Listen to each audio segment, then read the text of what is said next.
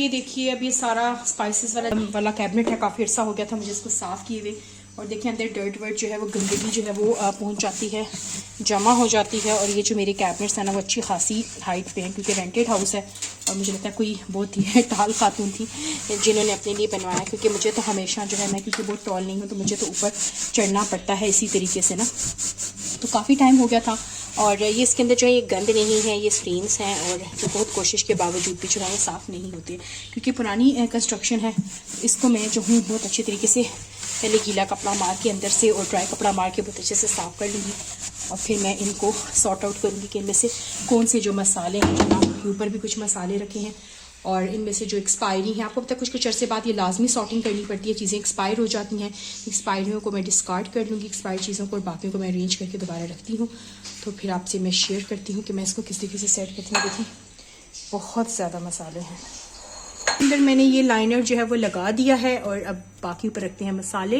Extra चीज़ें यहाँ से हटाएंगे और ये है वो मसाला चाट, इनको अभी मैं करती हूँ सॉर्ट आउट कि इनमें से कौन से हैं जिनकी जो है वो प्रॉपर एक्सपायरी हो चुकी है और कौन से हैं जो नहीं है ना।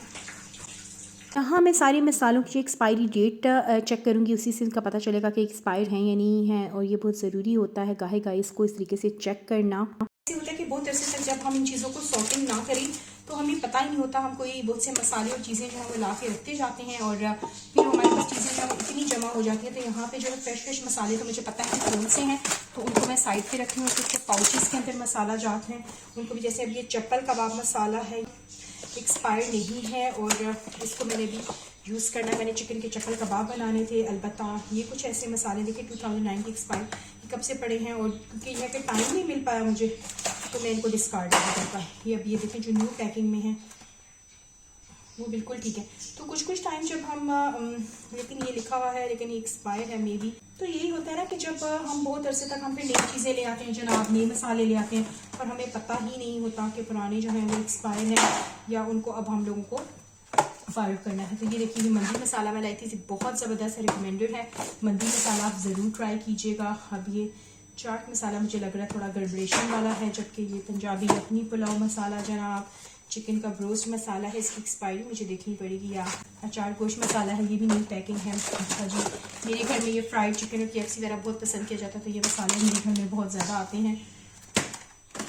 और क्योंकि इनके घर के बनाए हुए हैंडमेड मसालों की तो खैर जनाब बात ही और होती है, लेकिन कभी कभी इस तरह से होता है ना कि हमारे पास बिल्कुल टाइम नहीं होता और हम नहीं कर पाते चीज़ों का। अब ये देखें जैसे हल्दी पाउडर है मेरे पास, अब ये 2 मेरे पास पड़े हैं और अगर मैं सॉर्ट आउट ना करती और मैं फिर तीसरा भी आती तो ये इसलिए सॉर्टिंग जो है बड़ी ज़रूरी होती है। चाहे आप जितनी भी बिजी हो ना, हमें ये ज़रूर करनी चाहिए। मेरी बहुत अरसे से ना ये सॉर्टिंग जो है वो पड़ी हुई थी, करने वाली हुई थी, तो मैं नहीं कर पाई। ये गर्म मसाला पाउडर देखें, अगेन ना ये हरी मसाले का पाउच निकल आया है, ये भी निहारी मसाला है और इसके ऊपर देख हाँ ये एक्सपायर लग रहा है मुझे। कुन्ना मसाला है जनाब, ये भी बहुत अच्छा है शान का। और साथ में ये बॉम्बे बिरयानी अब निकला है, कुछ फूड कलर्स वगैरह हैं। ये मेरे पास बहुत पुराना है, मैं कराची से लाई थी, ज़ाफ़रानी फूड कलर बहुत बेस्ट है, तो ये मुझे यहाँ मिला नहीं था। जनाब फ़िश मसाले हैं। अब ये जो मसाले हैं ये अचार गोश्त का है, ये मसाले तो इनको मैं जो हूँ करूँगी। ये फूड कलर्स हैं और ये इस तरीके से करके ना चीज़ों को जो है मैंने सॉर्ट आउट कर लिया है। यहाँ देखिए ये अपनी पुलाव मसाला है और ये भी एक्सपायर नहीं है। तो इस तरीके से जो है वो चीज़ों की सॉर्टिंग जो है वो बहुत ज़्यादा ज़रूरी है कि जो सारे काम के मसाले जो थे जो एक्सपायर नहीं है उनको मैंने सबको सॉर्ट आउट कर लिया है और बाकी जो है वो मैंने डिस्कार्ड कर दिए हैं। अब इनको जनाब हम अरेंज करते हैं और बाकी जो ऊपर के मसाले हैं उनको भी मैं निकालूंगी और फिर मुझे देखना पड़ेगा उनमें से कौन से एक्सपायर और कौन से नहीं। तो यहाँ पे देखिए ऊपर वाले पोर्शन में मैंने वो जो नए बंद मसाले हैं वो रखनी है, या जो डबल हैं जो बाद में यूज़ होने हैं उनको मैंने रख दिया है।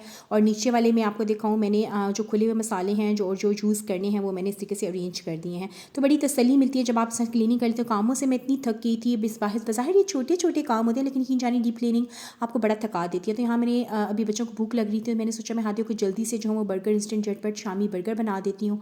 तो ये मैंने बटर लगा के जनाब बंस को जो है वो ग्रिल कर लिया था। और दूसरी तरफ शामी आप पता है हर वक्त फ्रीज़र में हर घर में होते ही हैं। और मुझे लगता है कि बर्गर पैटी चिकन के फ्रोज़न के पैटीज़ की निस्बत ये जो शामी घर के बने बर्गर थे ज़्यादा हेल्दी, तो मेरी कोशिश होती है मैं इसका बर्गर बना के दूँ। तो यहाँ मैं केचप और मेयो डाल लूँगी और बच्चों को यूजली पसंद होते हैं इस तरह के बर्गर्स, और मेरा होता है कि इस फॉर्म में वो शामी कबाब भी खा लेते हैं ना। तो मैं अच्छे तरीके से इसको इसके ऊपर अप्लाई कर लूँगी। और कभी कभी जब आप थक जाते हैं ना, तो आप लंबे चौड़े कामों के अंदर नहीं पड़ सकते, और उस दिन तो वाकई आपको बहुत शॉर्टकट और इस किस्म का कुछ खाना या मील इस तरह के रेडी करने चाहिए जिसमें यह है कि आप ऑलरेडी कामों से इतने थक चुके होते हैं और आपको ज़्यादा फटीग ना करनी पड़े ना उसके लिए।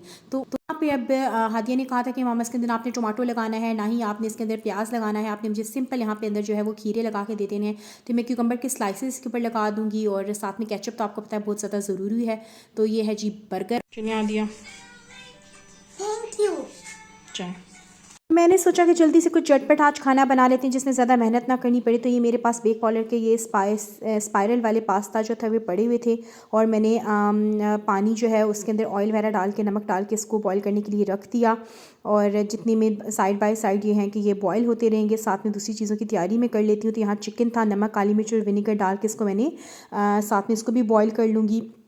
और यहाँ देखिए पास्ता रेडी हो जाएंगे तो उसको ड्रेन करके ऑयल लगा के मैंने रख लेना है। पे बन रहा है मैक्रोनी पास्ता बन रहा है स्पाइरल्स वाला। तो यहाँ मैंने देखिए थोड़ा सा गोल्डन कर लिया है, और ये चिकन मैंने आपके सामने जो बॉईल किया था, श्रेड किया था, इसको मैं श्रेड करके आज ऐड कर रही हूँ। इस गार्लिक के अंदर जो है वो गोल्डन करूँगी ना, साथ में डाल दूँगी काली मिर्चें। थोड़ा सा गोल्डन हो जाएगा तो फिर इसके अंदर देखिए वेजिटेबल्स काट के रखी हुई है मैंने। कैबेज कटी हुई है, मेरा काउंटर टॉप बिल्कुल साफ़ है, मैं ही अपनी कटिंग करती हूँ, और मैक्रोनी जो है वो बॉईल कर लें। तो ये थोड़ा सा इसको मैं करती हूँ फ्राई। और यहाँ पे इसके फ्राइंग में एक सीक्रेट इंग्रेडिएंट जो है वो मैं डालती हूँ पास्ता नूडल्स में, ये है कि मैगी का मसाला है जनाब, ये मैंने ऐड करना है। यहाँ बॉइल्ड और श्रेडेड चिकन को मैं गार्लिक और ऑयल के अंदर थोड़ी देर के लिए इसको मैं थोड़ा सा करूँगी फ्राई, ताकि थोड़ा सा गोल्डन हो जाए और बॉइल्ड से इसका जायका ना आए। तो यहाँ गाजरें काट के डालती हैं, अपनी पसंद की वेजिटेबल्स डालिए। गाजर इसमें मुझे बड़े मज़े की लगती है, बड़ी अच्छी रेड सीजनल गाजरें जो हैं वो बड़ी अच्छी टेस्ट वाली मीठी आ गई हैं। और यहाँ पे थोड़ा सा स्टर फ्राई करेंगे इसको, और देखें वही सॉसेस जाएंगी बेसिक, जो है सोया सॉस है, चिली सॉस है, वुस्टरशायर सॉस है। आप अपनी जितना आप पास्ता बना रहे हैं उसकी क्वांटिटी के हिसाब से इन सॉसेस को ऐड कीजिए, इनको एडजस्ट भी आराम से किया जा सकता है। तो ये ऐड कर दिया। साथ में मैंने सीक्रेट इंग्रेडिएंट जो आपको मैं बताया था वो है वो मैगी का मसाला है, वो ऐड किया है। और साथ 1 टीस्पून अगर आप चीनी डाल देंगे तो इसका फ्लेवर बड़ा ही मज़ेदार आएगा, और सब्जियों का कलर भी जो है वो डिसकलर नहीं होगा, वो फ्रेश सी नज़र आएंगी आपको। और ये देखिए फिर शिमला मिर्चें डाल दी हैं, मुझे इसमें बहुत पर्सनली पसंद हैं तो मैं ज़रा थोड़ी सी ज़्यादा क्वान्टिटी में डालती हूँ। तो अच्छे से इसको मैंने स्टर फ्राई कर लेना। आपको पता है हाई फ्लेम के ऊपर ही इसकी सारी स्टर फ्राइंग होगी, और जस्ट इनका इतना पकाना है कि क्रंच इनका ख़त्म ना हो। और फिर फ्राइज़ मैंने ऐड किया, आप डालना चाहिए, आपकी मर्ज़ी है, ऑप्शनल है। मुझे इसमें फ़्राइज़ पसंद है, मुझे ज़्यादा हरे भरे पसंद हैं। और फिर एंड में जो है कैबेज मैंने ढेर सारी ऐड कर ली। तो अब इसको मैं अच्छे से जो हूँ वो बेहतरीन स्टर फ्राई करूँगी।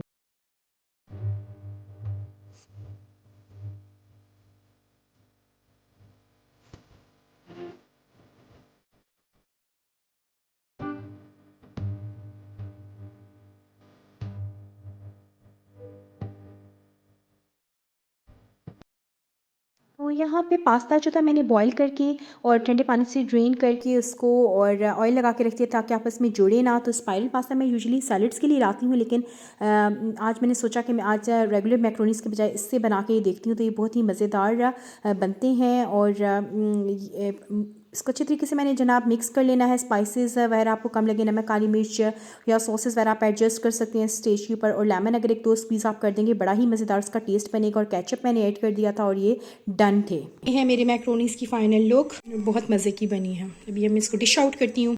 तो ये थी मेरी आज की शेयरिंग आपसे। और आपको मेरी वीडियोस अच्छी लगें तो प्लीज़ लाइक कीजिएगा, सब्सक्राइब कीजिएगा मेरे चैनल को। And thank you so much मेरे सारे नए सब्सक्राइबर्स को। They are welcome to my channel, जिन्होंने मेरे चैनल को सब्सक्राइब किया। आपकी सपोर्ट यकीन जाने मेरे लिए बहुत ज़्यादा वैल्यू रखती है, बहुत ज़्यादा इंपॉर्टेंट है। तो अगर आपको ये वीडियोज़ भी अच्छी लगें तो प्लीज़ सब्सक्राइब कीजिएगा। और मिलती हूँ आपसे नेक्स्ट वीडियो में। दुआओं में याद रखिएगा। अल्लाह हाफिज़।